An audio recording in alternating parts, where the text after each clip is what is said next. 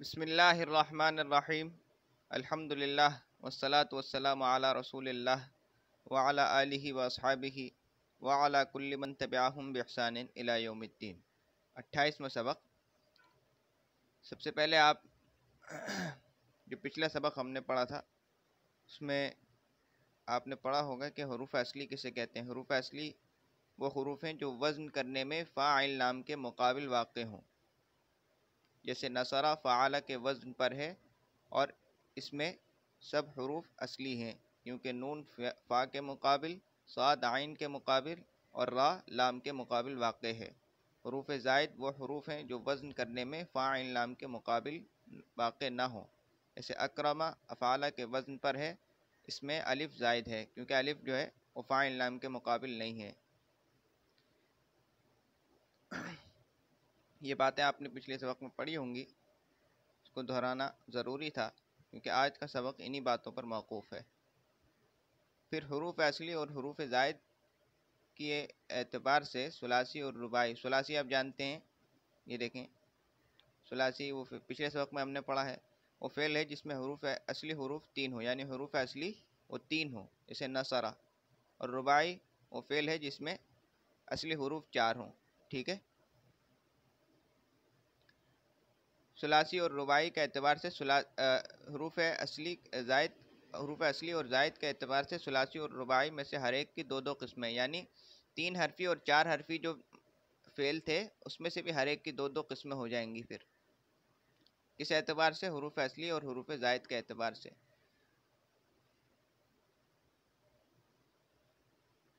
ثلاثی مجرد، ثلاثی مزید فی، رباعی مجرد، رباعی مزید فی، ٹھیک ہے۔ ثلاثی مجرد وہ ثلاثی ہے جس کی ماضی کے صیغہ واحد مذکر غائب میں کوئی زائد حرف نہ ہو، جیسے نصرہ۔ ثلاثی مجرد، اب دیکھیں نا کہ حروف اصلی اور حروف زائد کے اعتبار سے، یعنی یا تو سارے حروف اصلی ہوں گے یا کوئی حروف زائد بھی ہوگا، یا کوئی حرف زائد بھی ہوگا یا سارے حرف اصلی ہوں گے۔ تو اگر سارے حرف اصلی ہیں واحد مذکر غائب میں، کوئی زائد حرف نہیں ہے، تو ایسی ثلاثی کو، اور 3 حرفی ہے ماضی، ٹھیک ہے، تو ایسی ثلاثی کو ثلاثی کہتے ہیں 3 حرفی کو، ٹھیک ہے۔ تو ایسی ثلاثی کو کیا کہتے ہیں؟ ثلاثی مجرد، ٹھیک ہے۔ مجرد معنی خالی، حروف اصلی سے خالی اور حروف زائدہ سے خالی۔ ثلاثی مزید فی، مزید آپ جانتے ہیں بڑھایا گیا، فی ہی اس میں، ٹھیک ہے۔ اب اس کا تو آپ اگر ترجمہ سمجھ لیں تو آپ کو پتہ چل جائے گا کہ یہ اس کا کیا مطلب ہے۔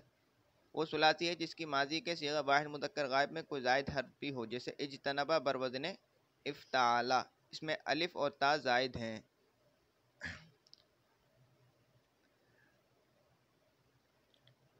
صیغہ ماضی سے مراد ہے ماضی مطلق، ٹھیک ہے، ماضی کے یعنی ماضی مطلق کے صیغہ واحد مذکر غائب میں کوئی زائد حرف بھی ہو، ٹھیک ہے۔ واحد مذکر غائب کو دیکھا جائے گا، واحد مذکر غائب میں اگر کوئی زائد حرف ہے تو پھر اس کو اس حساب سے زائد حرف ہے تو پھر وہ مزید فی کہلائے گا، نہیں ہے تو پھر وہ مجرد کہلائے گا۔ ورنہ تو آپ دیکھ لیں کہ مضارع کے صیغوں میں تو زائد حرف ہوتا ہے، علامت مضارع زائد ہے، ٹھیک ہے، تو ماضی کے واحد مذکر غائب کو دیکھا جائے گا۔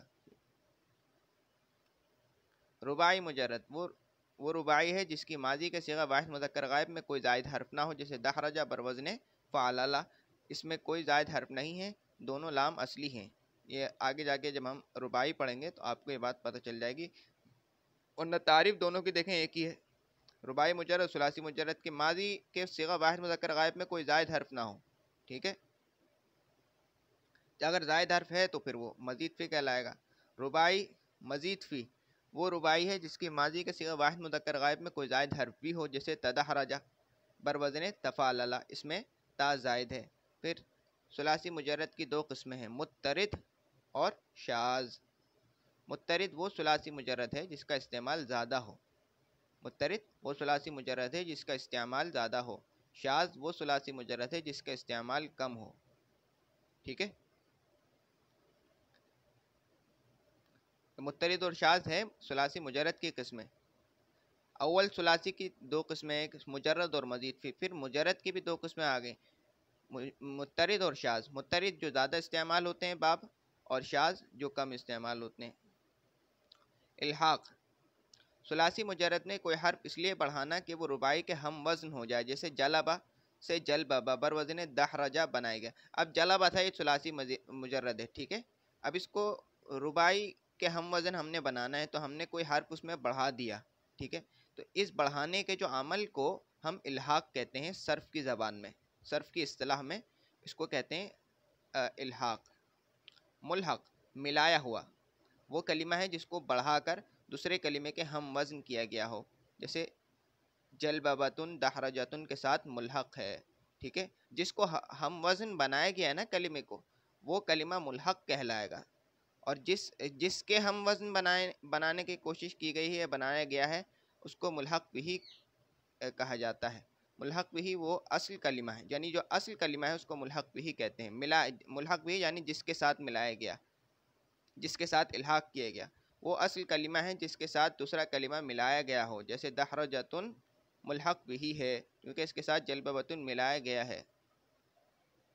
تو آج کا سبق تو میں سمجھتا ہوں کہ یہیں پر مکمل کر دینا چاہیے، خلاصہ سمجھ لینا چاہیے آج کے سبق کا، وہ یہ ہے کہ سب سے پہلے آپ کو یہ معلوم ہونا چاہیے کہ حروف اصلی اور حروف زائد کسے کہتے ہیں۔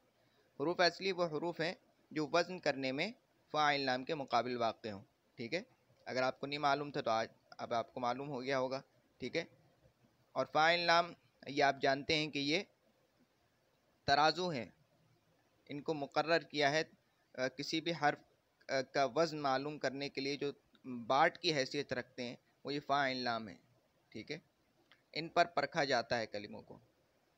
ہم نے پچھلے سبق میں پڑھا تھا، یہ دیکھیں، لفظوں کو تولنے کے لیے علم صرف والوں نے فاعل نام کو پیمانہ مقرر کیا ہے جو وزن کہلاتا ہے، یعنی کسی کلمے کی شکل، اصل شکل معلوم کرنا، اس کی اصل شکل کیا تھی، ٹھیک ہے، تو وہ ہم جو معلوم کرتے ہیں اس عمل کو کہتے ہیں وزن کرنا، ٹھیک ہے، تو وزن میں آپ جانتے ہیں کہ کوئی پیمانہ ہوگا، کوئی کسوٹی ہوگی جس پر پرکھا جائے گا، تو یہ فاعل نام جو ہے وہ اس کسوٹی کی حیثیت رکھتے ہیں۔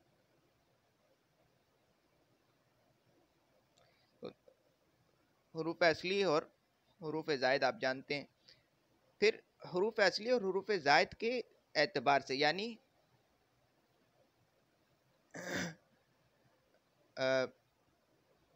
ٹھیک ہے، حروف اصلی اور حروف زائد کی تعداد کے اعتبار سے دیکھ لیں تو پھر ثلاثی اور رباعی، یا ثلاثی 3 حرفی، رباعی 4 حرفی، ٹھیک ہے، پھر ثلاثی اور رباعی میں سے بھی ہر ایک کی 2 قسمیں ہیں، مجرد اور مزید فی۔ مجرد جس کے ماضی یعنی ماضی مطلق کے صیغہ واحد مذکر غائب میں کوئی زائد حرف نہ ہو، ٹھیک ہے، اور مزید فی جس کے ماضی کے صیغہ واحد، ماضی یعنی ماضی مطلق کے صیغہ واحد مذکر غائب میں کوئی زائد حرف بھی ہو، جیسے اجتنبا، ہم آگے پڑھیں گے یہ باب، ٹھیک ہے،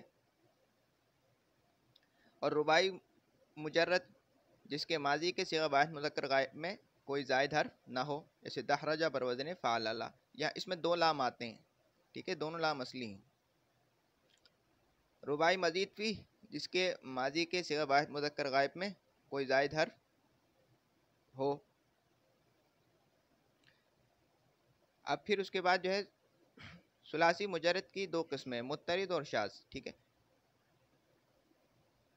مترد وہ ثلاثی مجرد ہے جس کا استعمال زیادہ ہو، اور شاذ وہ ثلاثی مجرد ہے جس کا استعمال کم ہو۔ اور الحاق جو ہے وہ عمل ہے کہ ثلاثی مجرد کو رباعی کے ہم وزن بنانا، ثلاثی مجرد کو رباعی کے ہم وزن بنانے کے لیے جو عمل کیا جاتا ہے، یعنی کوئی حرف بڑھا دیا جاتا ہے، اس عمل کو، اس کام کرنے کو، اس بڑھانے کو الحاق کرنا کہتے ہیں، ٹھیک ہے۔ ملحق وہ کلمہ ہے کہ جس کو ہم وزن بنایا گیا ہے، ٹھیک ہے، جلبہ تھا، اس کو جلبہ بنا دیا، ٹھیک ہے، ایک حرف بڑھا کے، اور ملحق بھی جس کے ہم وزن کیا گیا ہے، ایک تو ہے جس کو ہم وزن کیا گیا ہے، اور دوسرا ہے کہ جس کے ہم وزن کیا گیا ہے، جس کے ہم وزن کیا گیا ہے وہ ہے ملحق بھی، اور وہ اصل کلمہ ہے جس کے ساتھ کوئی دوسرا کلمہ ملایا گیا ہو، جیسے دحرجتن ملحق بھی ہے کیونکہ اس کے ساتھ جلببتن ملایا گیا ہے، ٹھیک ہے۔ اب تک کے لیے اتنا ہی، یہ میں سمجھتا ہوں کہ صرف 2 سبق رہ گئے آگے، ٹھیک ہے، تو اس کتاب میں کوئی بات اگر نہیں سمجھ میں آ گئی یا کوئی کسی سبق کے بارے میں کوئی الجھن ہو تو آپ پوچھ سکتے ہیں، ٹھیک ہے؟ سبحانک اللہم و بحمدک نشہد ان لا الہ الا انت نستغفرک و نتوب الیک سبحان ربک رب العزۃ عما یصفون وسلام علی المرسلین والحمد للہ رب العالمین۔ السلام علیکم ورحمۃ اللہ وبرکاتہ۔